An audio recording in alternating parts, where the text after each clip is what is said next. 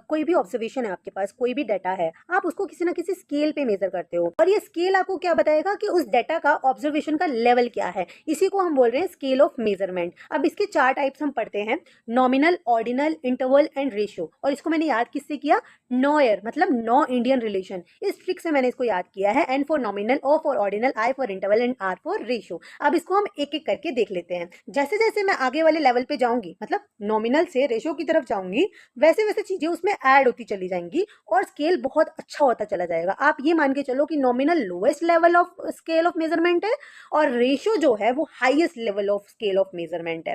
ठीक है, तो जब भी आपसे ये सीक्वेंस क्रोनोलॉजी भी पूछी जाए तो आपको इसी सीक्वेंस में इसको याद रखना है। ओके, तो let's decode this one by one now. First is nominal. Nominal मतलब नाम से ही पता चल रहा है, कैटेगरीज या नाम में, मतलब आपको कुछ नाम दे दिए गए हैं, उनको कैटेगरीज में आपने डिस्ट्रीब्यूट कर दिया गया है, वही आपको डाटा मिला है और उसी से आपको मेजरमेंट करनी है। फॉर एग्जाम्पल जेंडर, जेंडर में आपको 3 कैटेगरीज मिलेंगी, मेल, फीमेल या अदर्स, है ना।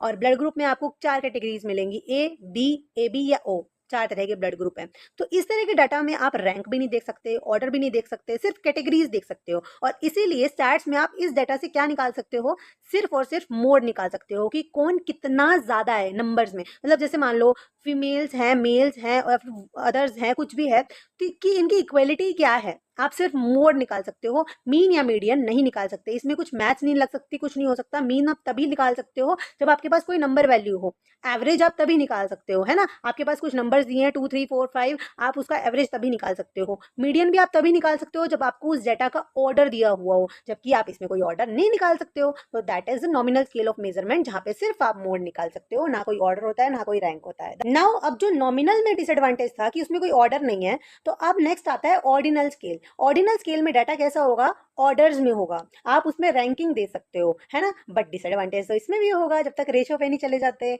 अब ऑर्डिनल में क्या डिसएडवांटेज होगा कि इसका डाटा रैंक में तो निकाल सकते हो, आप ऑर्डर तो दे सकते हो, लेकिन आप उसका डिफरेंस नहीं चेक कर सकते। आपको ये नहीं पता चलेगा कि कौन कितना आगे कितना पीछे। जैसे मैंने क्लास में रैंक तो दे दिया, फर्स्ट सेकंड थर्ड, ये फर्स्ट है, सेकंड है, ये थर्ड है, पर ये नहीं पता कि कौन कितने मार्क्स से आगे है, कितने मार्क्स से पीछे, है ना। सिर्फ रैंकिंग दे दी गई है, या फिर आपसे किसी ने पूछ लिया कि आप कितना सेटिस्फाइड हो इस चीज से, कोई भी चीज आपको दिखा दी गई है, तो आपका क्या रहेगा, या तो आप बोल सकते हो सेटिस्फाइड, या आप बोल सकते हो डिससेटिस्फाइड, या आप बोल सकते हो न्यूट्रल, है ना।